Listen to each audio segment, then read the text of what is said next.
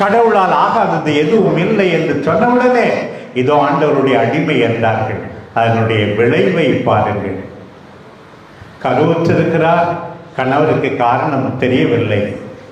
ஆண்டவரே வெளிப்படுத்தும் வரை காத்திருக்கிறார். பாருங்கள், தன் உறவினருக்கு உதவி செய்ய நெடிய பயணம்.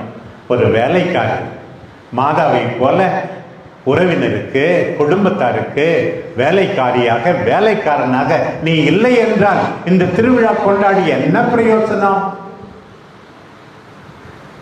கணவரோடு நெடிய பயணம் பெத்லகேமுக்கு, அரசனுடைய கட்டளைக்கு கீழ்ப்படிந்து.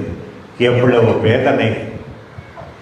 ஏழையாக கடினமான சூழ்நிலையிலே அந்த பிள்ளையை பெற்றெடுப்பது பாருங்கள்.